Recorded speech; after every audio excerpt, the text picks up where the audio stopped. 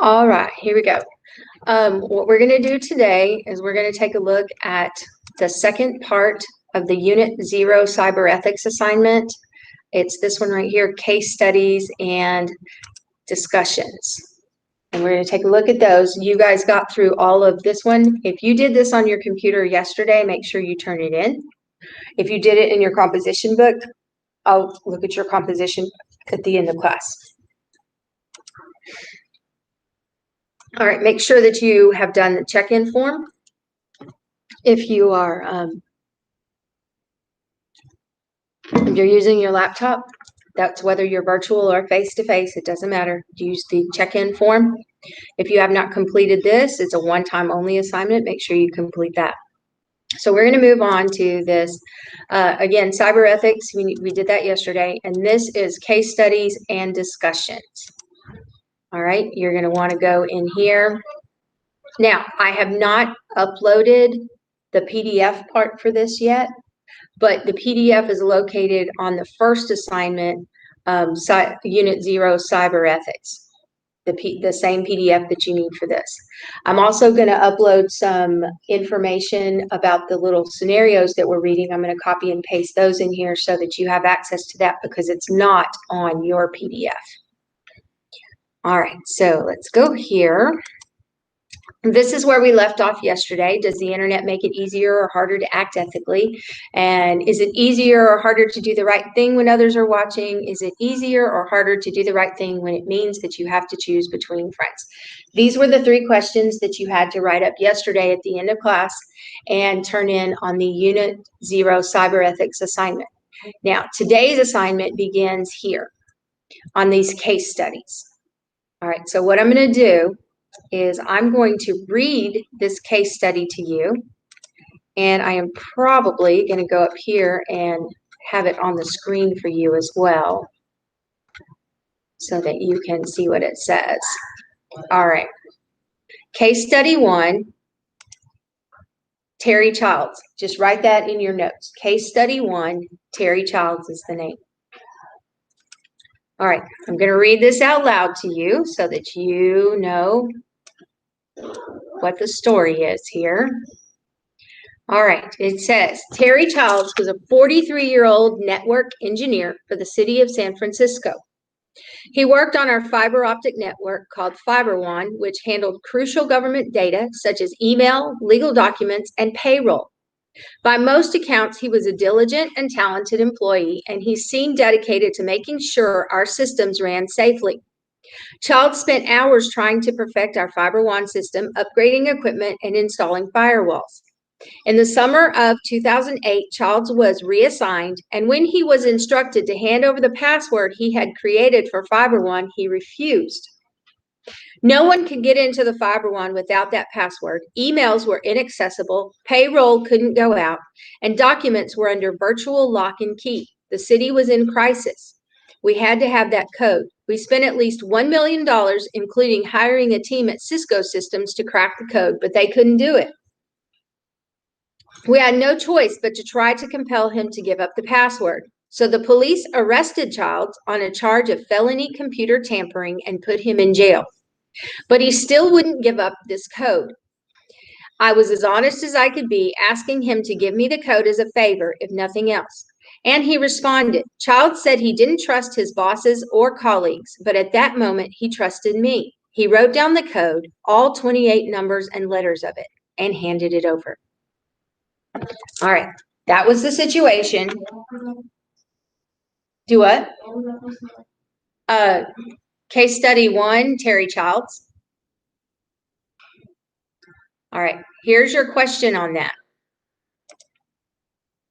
Should Terry Childs have been arrested?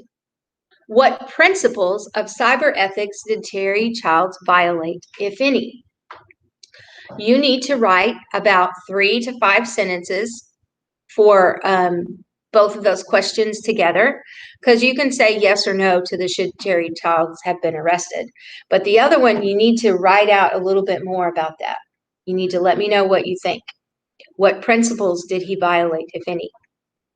What you need to do is you need to stop the video, you need to write your answers, and then push play after you've written your answers.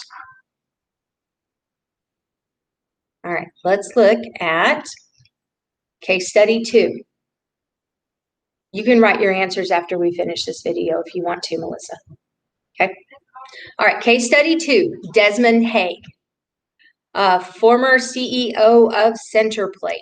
All right, so let's go down here, and we'll talk about the answers to these two later on. All right, Desmond Haig. This is a short one. The CEO of Centerplate, a catering company that serves food at sports stadiums around the country, was caught on camera kicking a dog in a Vancouver elevator. After issuing a public apology, Haig agreed to attend anger management counseling, serve 1,000 hours of community service, and donate $100,000 of his own money to an animal charity. Less than a week later, he was forced to resign.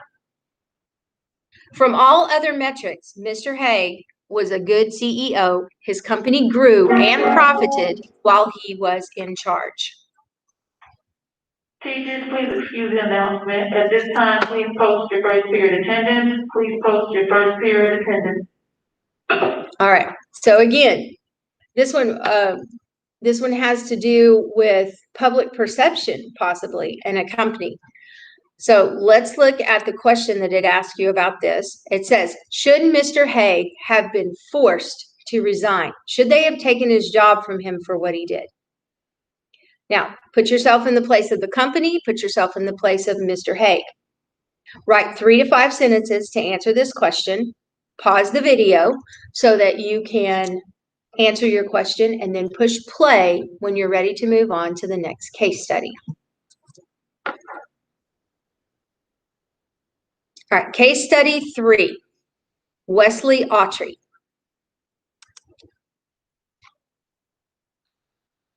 All right, case study 3, Wesley Autry.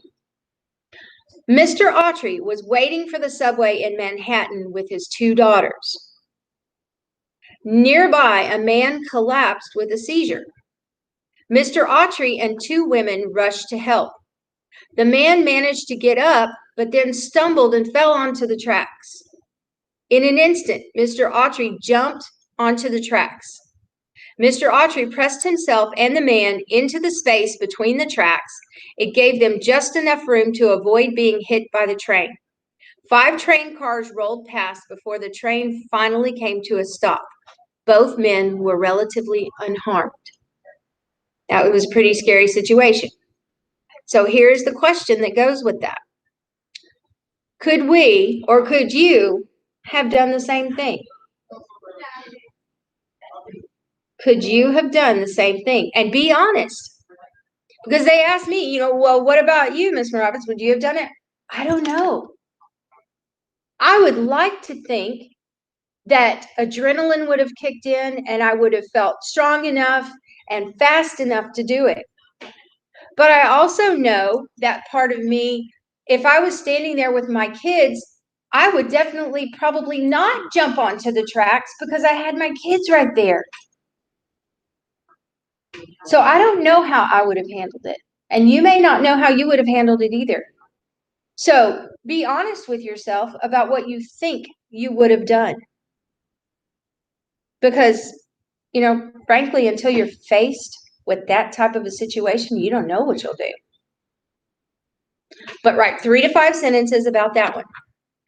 When you're done, push play on the video. Make sure you pause it so you can write your answers. Then push play when you're ready to move on.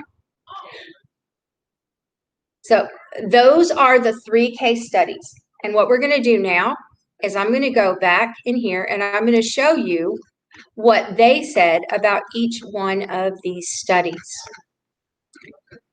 All right, from Terry Childs. Should he have been arrested?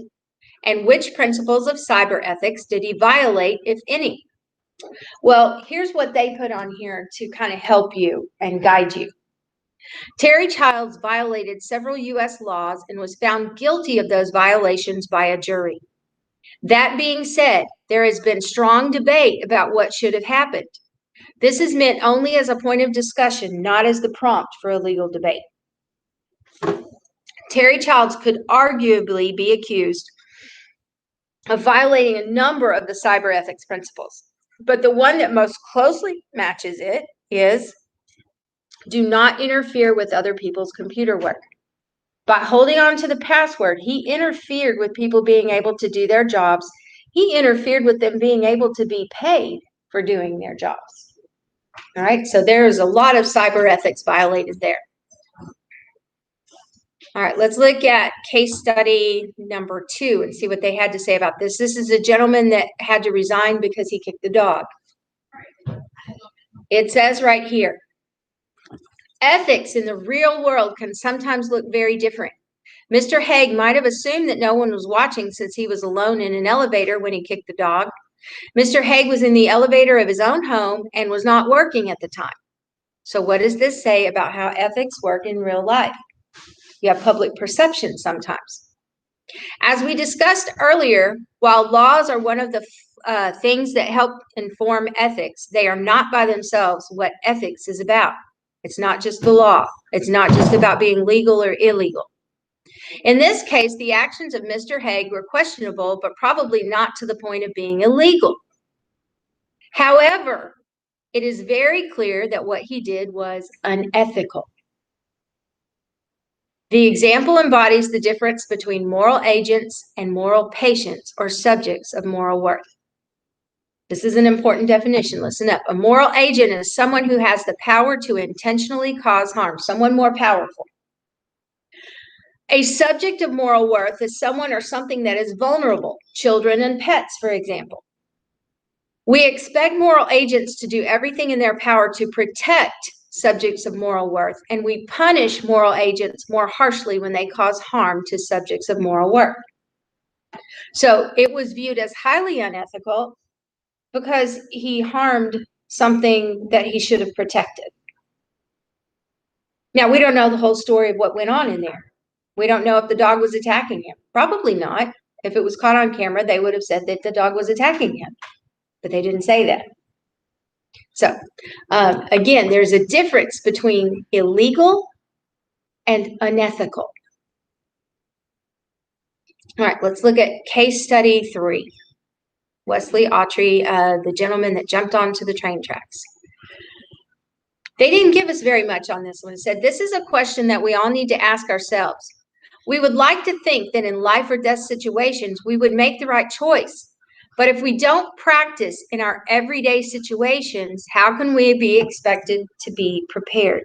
For example, if you don't act ethically to stand up to a bully or to do things like that, what makes you think that you're going to have the courage to jump onto train tracks to help someone? Or if you don't care about holding doors for people, or if you just really don't care about how rude you are to people because you don't follow social norms and you don't really care about other people, how do you expect to be able to be a hero in a situation like that?